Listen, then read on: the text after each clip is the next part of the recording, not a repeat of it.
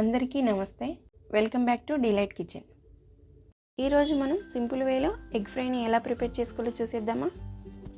చాలామంది చాలా రకాలుగా ఎగ్ ఫ్రైని చేస్తారు కదండి. ఈరోజు మనం పచ్చిమిర్చితో ఎగ్ ఫ్రైని ఎలా ప్రిపేర్ చేసుకోవాలో చూసేద్దాం. ఇంకా లేట్ చేయకోకుండా ప్రాసెస్లోకి వెళ్ళిపోదాం. ఇంకా నేను 7 eggs తీసుకుంటున్నాను. మీరు కావాలంటే ఎక్కువైనా తీసుకోవచ్చు. ఇప్పుడు స్టవ్ మీద ఒక కడాయిని పెట్టేసుకొని 1/2 కప్పు ఆయిల్ వేసుకోవాలి.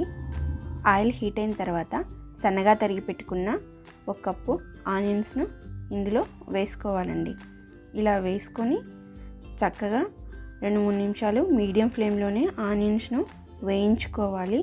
ఇక్కడ ఆనియన్స్ వేగిపోయేలోపు ఒక మిక్సీ జార్ను తీసుకొని ఒక 10-12 ఇలా తుంచి వేసుకున్న పచ్చిమిర్చిని ఇందులో వేసుకొని మరీ మెత్తగా కాకోకుండా కచ్చా పచ్చిగా మిక్సీ పట్టుకోవాలి. ఇలా మిక్సీ పట్టుకున్న తర్వాత దీన్ని పక్కన పెట్టేసుకోవాలి. ఆనియన్స్ అన్నీ మనకు చక్కగా వేగిపోయాయండి. ఇప్పుడు పక్కన పెట్టేసుకున్న పచ్చిమిర్చి పేస్ట్ను ఇందులో వేసుకోవాలి.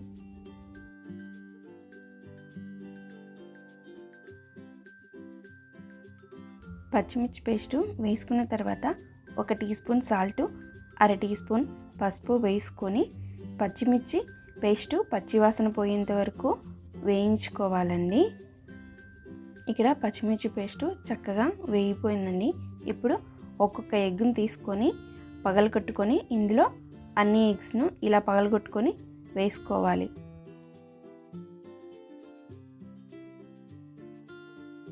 ఇలా అన్ని ఎగ్స్ వేసిన తర్వాత ఒకసారి చక్కగా కలుపుకోవాలండి.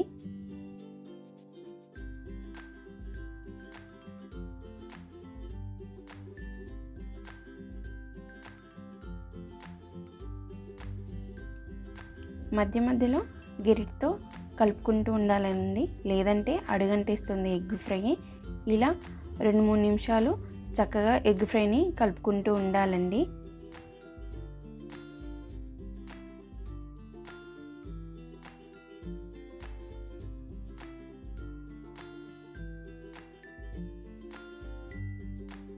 చూడండి, చక్కగా ఎగ్ ఫ్రై అనేది మనకు రెడీ అయిపోయిందండి. ఇలా కలుపుకునేసేసి ఇప్పుడు స్టవ్ ఆఫ్ చేసేసి దించేసుకుందాం. అంతే అండి, చాలా అంటే చాలా సింపుల్ కదా ఎగ్ ఫ్రై.